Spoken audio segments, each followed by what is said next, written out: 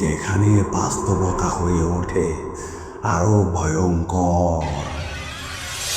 Hello প্রিয় listeners, সবাইকে আসসালামু আলাইকুম অ্যান্ড ওয়েলকাম টু ভৌতিক লাইভ স্টেশন, যেখানে বাস্তবতা হয়ে ওঠে আরও ভয়ঙ্কর। আশা করি মহান আল্লাহ তাআলার কৃপায় সবাই খুব ভালো আছেন। আপনাদের সাথে আমি আছি ভিলেন, আর আমার সাথে মিউজিক অ্যান্ড এডিটিংয়ে আছে রুদ্র। প্রিয় লিসেনার্স, আপনারা যদি চান আপনাদের সাথে ঘটে যাওয়া বা আপনাদের জানা কোনো ঘটনা আছে, তাহলে সেটা আমাদের সাথে শেয়ার করতে পারেন। চ্যানেলের ডেসক্রিপশন ও ভিডিও ডেসক্রিপশন বক্সে আপনি আমাদের হোয়াটসঅ্যাপ নাম্বার পেয়ে যাবেন। সেখানে আপনি আপনার ঘটনাটি লিখে বা ভয়েস ক্লিপের মাধ্যমে পাঠাতে পারেন। আর হ্যাঁ, ভিডিওটি লাইক ও চ্যানেলটি সাবস্ক্রাইব করতে ভুলবেন না।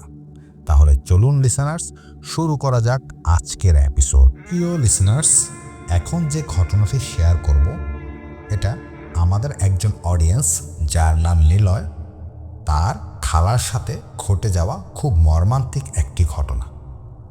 চলুন লিসেনার্স, শুনে আসি নিলয় ভাইয়ের খালার সাথে ঘটে যাওয়া ঘটনাটি।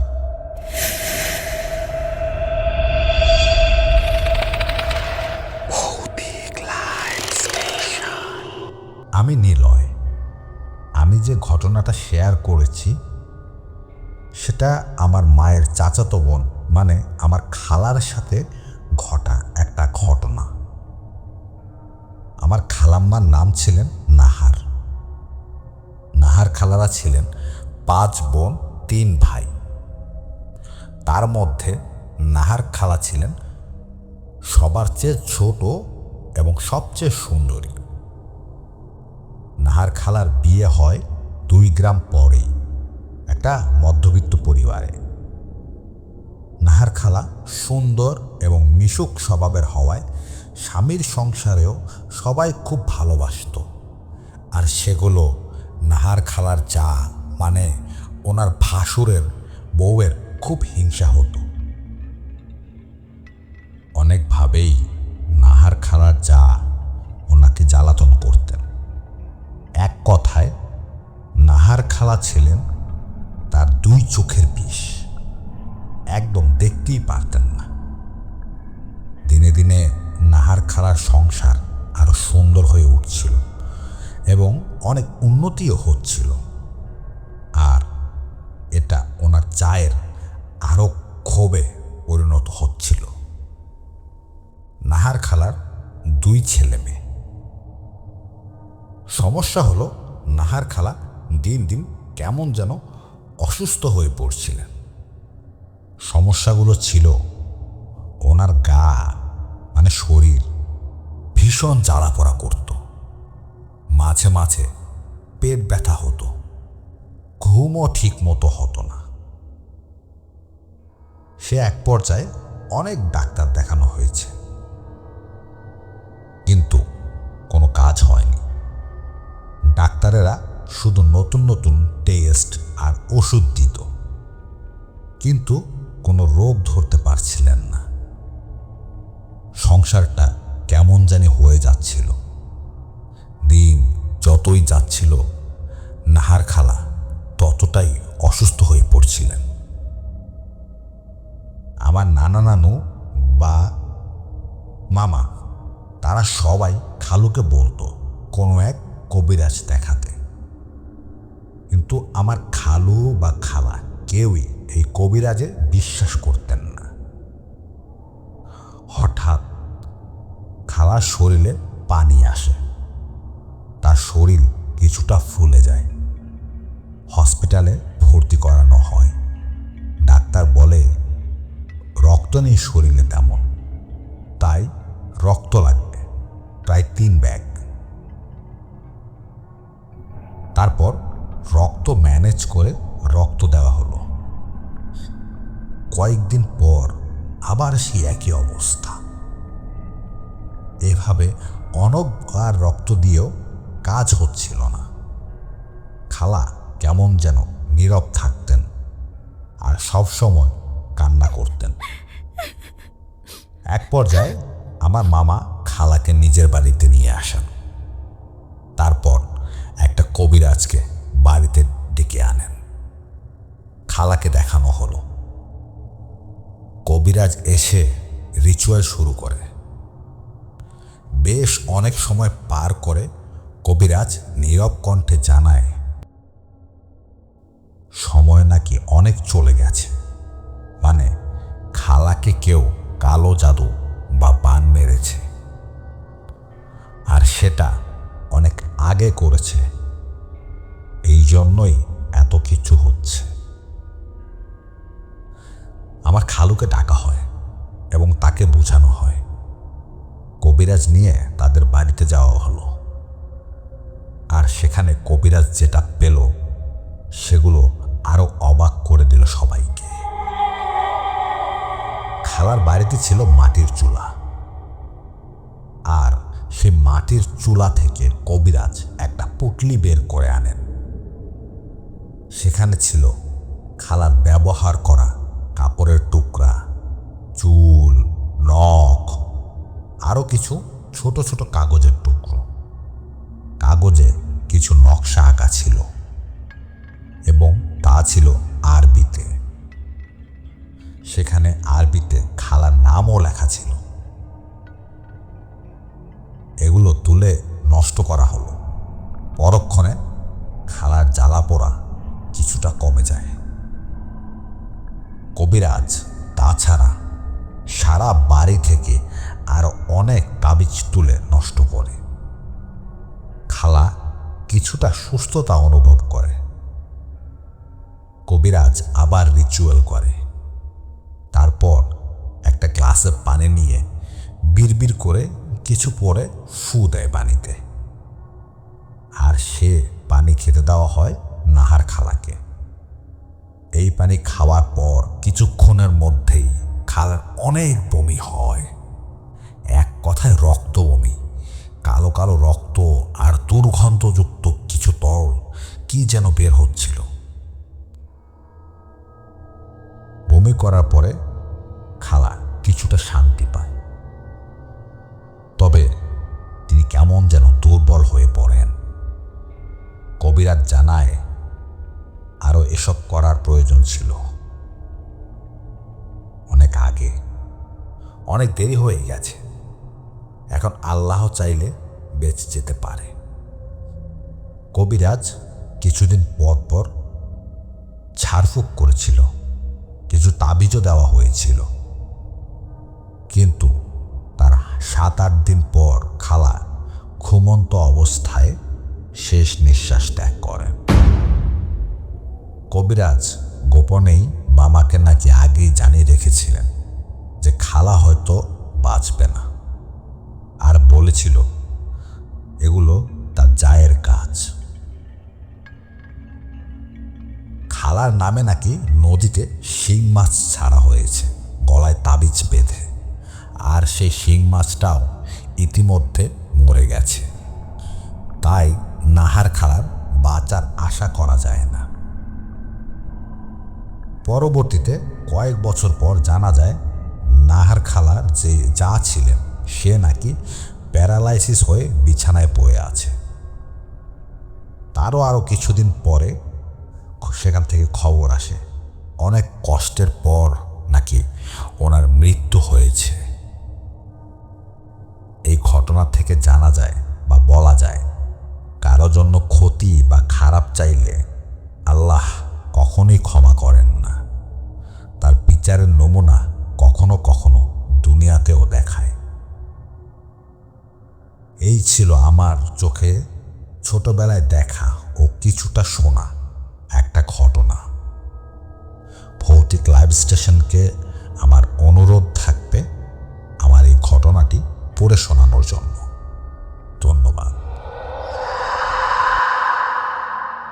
প্রিয় লিসেনার্স, কেমন লাগলো ঘটনাটি? আশা করি খুব ভালো লেগেছে। এখন আপনাদের নিয়ে যাব আরও একটি নতুন ঘটনায়। প্রিয় লিসেনার্স, এটা একটি মাছ ধরা রিলেটেড ঘটনা, তবে কিছুটা ভিন্ন।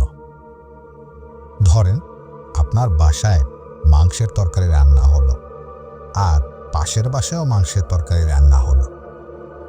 তরকারিটা মাংসের হলেও দুইটার টেস্ট কিন্তু একরকম হবে না, কিছু আলাদা একটা ভাব অবশ্যই থাকবে। ঠিক তেমনি আমাদের বাংলাদেশে এই মাছ ধরতে গিয়ে প্যারানর্মাল ঘটনার অভাব নেই। তবে একটা জিনিস খেয়াল করে দেখবেন, প্রেক্ষাপট একই হলেও ঘটনাতে আলাদা একটা ভাব থাকবেই।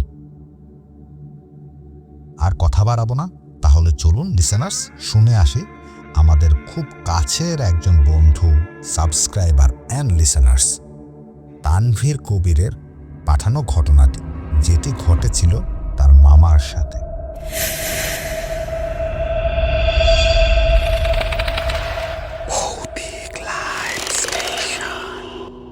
আমি তানভীর কবির। আমি এখন যে ঘটনাটি শেয়ার করব, সেই ঘটনাটা ঘটে আমার গ্রামের বাড়িতে আমার এক প্রতিবেশী মামার সাথে। আমি তার কাছেই ঘটনাটা শুনেছি। তখন 2018 সাল। মামার বয়স আনুমানিক 17 থেকে 18 হবে। মামা ছিপ ফেলে বা জাল টেনে মাছ ধরতে খুব ভালোবাসতেন। তিনি মনে করতেন মাছ মারার জন্য উত্তম সময় হলো মধ্যরাত, কারণ পুকুরের যে মালিক এত রাতে ঘুম রেখে নিশ্চয়ই পুকুর তদারকি করতে আসবেন না। বিষয়টা হলো মালিক ফাঁকি দিয়ে মাছ ধরা। তাই তিনি ওই সময়টাই বেছে নিয়েছিলেন মাছ মারার জন্য। মাছ ধরার জন্য মামা বিশেষ এক ধরনের বড়শি ব্যবহার করতেন, কারণ অনেক সময় দেখা যেত বড়শিতে বড় মাছ ধরা পড়লে যদি ছিপ আর বড়শির সুতো দুর্বল থাকে, তাহলে মাছ বড়শি নিয়েই পালিয়ে যায় বা বড়শি ভেঙে যায়। তাই মামার এই বিশেষ ধরনের বড়শিটা বানানো। বলে রাখা ভালো, পুকুরের পাড়ে এক ধারে একটা বড়সড় বাঁশ ঝাড় ছিল। মামা জিন পরি বা ভূত প্রেত এগুলাতে তেমন বিশ্বাস করতেন না। তো যেই কথা সেই কাজ। ঘড়ির কাঁটায় তখন প্রায় রাত 3টা, আর গ্রামের দিকে রাত 3টা মানেই তো আপনারা বুঝতে পারছেন, চারিদিকে শুধু নিস্তব্ধ নীরবতা আর ঝিঝি পোকার কলরব। মামা পুকুর পাড়ে গিয়ে বসলেন এবং পুকুরে ছিপ ফেললেন আর বসে অপেক্ষা করতে লাগলেন। অবাক করা বিষয় হলো যে তিনি এই সময় প্রচুর মাছ পেয়েছেন এর আগে মাছ মারতে এসে, কিন্তু এবার যেন তার ছিপে মাছ লাগতেই চাইছিল না। তিনি বসে বসে এই কথাটাই ভাবছিলেন। এমন সময় তার ছিপে হঠাৎ টান পড়ল। মামা ভাবলেন ছিপে হয়তো মাছ ধরা দিয়েছে, তাই তিনি সজোরে ছিপটি টেনে তোলার চেষ্টা করলেন, কিন্তু না, তিনি ব্যর্থ হন। তার মনে হয় বড়শিটা তাকেই নিজের দিকে টেনে নিয়ে যাচ্ছে। মামা ভাবলেন এটা একটা বড় মাছ হতে পারে। তিনি প্রাণপণে চেষ্টা করছিলেন ছিপটা টেনে তুলতে, কিন্তু তিনি যত জোর খাটাচ্ছিলেন ছিপটি যেন তাকে ততটাই পুকুরের দিকে টেনে নিয়ে যাচ্ছিল।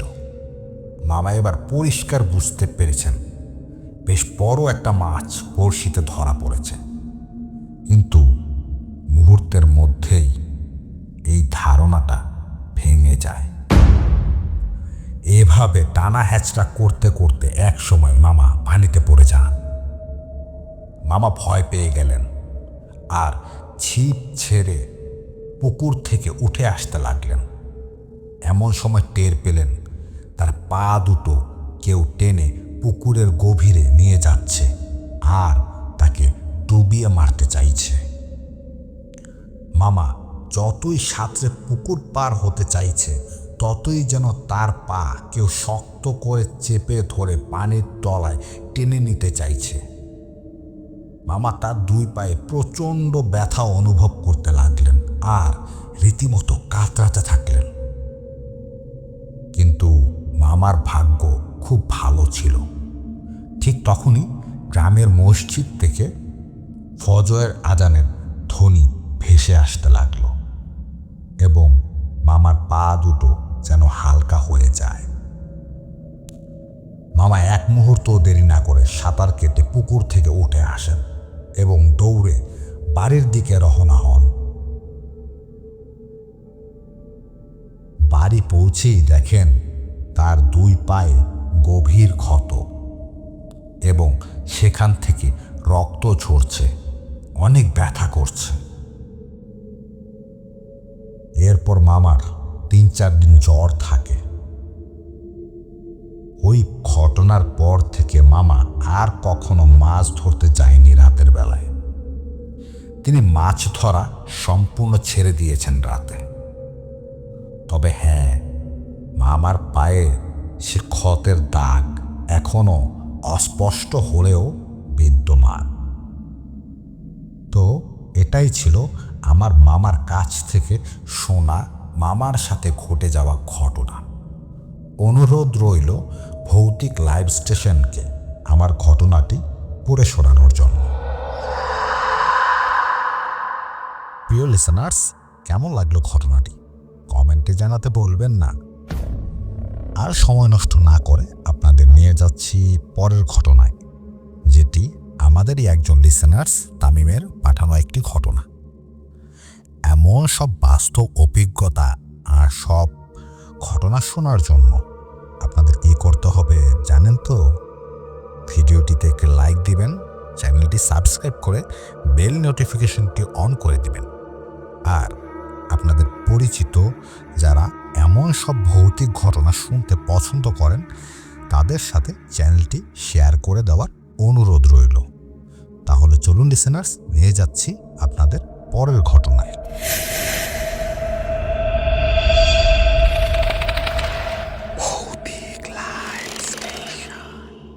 এই ঘটনাটি ঘটেছিল প্রায় আজ থেকে 25 কি 30 বছর আগে। আমার বড় খালু মির্জাপুর নামক এক গ্রামে বাস করেন।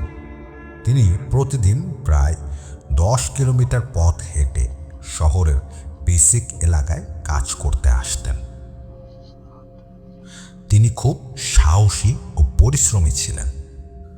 বড় খালু খুব ভোরে আজান দেওয়ার আগে ঘুম থেকে উঠে কাজের উদ্দেশ্যে বাড়ি থেকে রওনা দিতেন। তখন গ্রামের রাস্তা পাকা ছিল না, আর এখনকার মতো গাড়িও রাস্তায় চলাচল করতো না। তাই খালু হেঁটে শহরে কাজে যেতেন। আবার শহর থেকে কাজ শেষ করে বাড়ি ফিরতে অনেক রাত হয়ে যেত। এভাবেই কষ্টে জীবন চলছিল তার।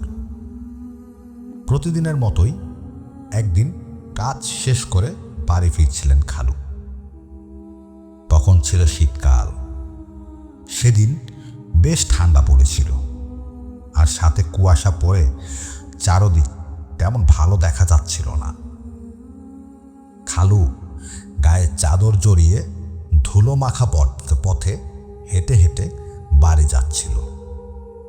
রাত তখন বেশি হয়নি, কিন্তু শীতের রাত, তাই কেউ বাইরে নেই। মাঝে মাঝে দূর থেকে শিয়ালের করুণ সুর ভেসে আসছে। হঠাৎ খালু চলার পথে তার কিছু একটা সামনে দেখতে পেলেন। দেখতে একটা কাফনে মোড়ানোর লাশের মতো ছিল, যেন কোনো মৃতদেহ শুয়ে আছে। কিন্তু ঘন কুয়াশার কারণে সে ভালো করে দেখতে পেল না। ওটা যে সাদা কিছু হবে তা বুঝতে পারল। সে ভয় না পেয়ে সামনের দিকে হাঁটতে লাগলেন, কিন্তু কাফনের লাশটা যেন তার সামনে পথ আগলে দাঁড়িয়ে আছে। খালু ছিলেন খুবই সাহসী, তাই সে চিন্তা করল সামনে সাদা জিনিসটা কি তা দেখতেই হবে। মানুষ নাকি অন্য কিছু। খালু যতই সামনে এগিয়ে যায়, কাফনে মোড়ানো লাশটাও সামনেই থাকে। সামনে থেকে যেন কিছুতেই দূর হচ্ছে না। তখন খালুর মনে একটু ভয় অনুভব করছে। এভাবে কিছু দূর যাওয়ার পর সেই সাদা জিনিসটাকে স্পষ্ট দেখতে পেল। আর তখন যা দেখল তা দেখে খালু অনেক ভয় পেয়ে গেলেন। একটা সাদা কাফনে চকলেটের মতো করে মোড়ানো লাশ তার সামনে দাঁড়িয়ে আছে। খালুর হাত পা তখন যেন স্থির হয়ে শরীরটা ঘামতে শুরু করলো। সে তখন চিন্তা করলো সামনের দিকে এগিয়ে যাব নাকি পিছনে দৌড় দিব। কিন্তু তিনি ছিলেন খুব সাহসী, তাই বুকে সাহস নিয়ে এক পা দু পা করে সামনের দিকে এগোতে লাগলেন। চোখের পলকে হঠাৎ লাশটি উধাও হয়ে গেল। খালু একটু স্বস্তির নিঃশ্বাস ফেললেন আর কোনো দিকে না তাকিয়ে জোরে জোরে সামনের দিকে হাঁটতে শুরু করলেন। এখানেই শেষ নয়। কিছু দূর যেতে আবার সেই লাশটা খালুর সামনে পথ আগলে দাঁড়িয়ে, ঠিক আগের মতো করে। খালু চিন্তা করল এখন সে বাড়ি যাবে কি করে। রাস্তার আশেপাশে কোনো বাড়িও নেই যে বাড়িতে আজকের রাতটা আশ্রয় নেবে। তবে কিছুটা দূরে ছোট একটা দোকান আছে, আর সে দোকানদার রাতেই দোকানেই শুয়ে থাকে। তাই সে চিন্তা করলো যে যেভাবেই হোক ওই দোকান পর্যন্ত তাকে পৌঁছতেই হবে। দোয়া কালেমা পড়তে পড়তে যখন দোকান পেয়ে গেল, দোকানদারকে জোরে জোরে ডাকা শুরু করলো। খালুর ডাক শুনে কিছুক্ষণ পর দোকানদার দরজা খুলে পেরিয়ে এলো আর খালুর উপর অনেক বেশি বিরক্তি প্রকাশ করল। দোকানি বলতে লাগলেন, এই মিয়া, এত রাতে ডাকাডাকি করতেছেন কেন?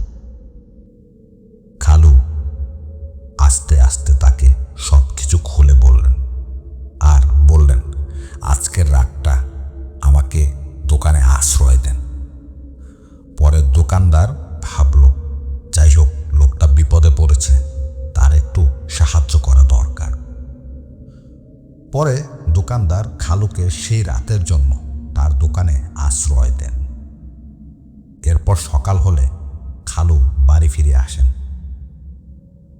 তারপর সে শহরের কাজটাও ছেড়ে দেয় আর কোনোদিন রাতে ওই পথ দিয়ে খালু চলাচল করে না।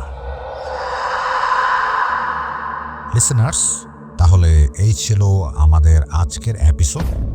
কেমন লাগলো কমেন্ট করে অবশ্যই জানাবেন। আজকের মতো তাহলে এতটুকুই। সবাই ভালো থাকবেন, সুস্থ থাকবেন। মহান আল্লাহর কাছে এই দোয়া করি। সবাইকে জানাই আল্লাহ হাফেজ।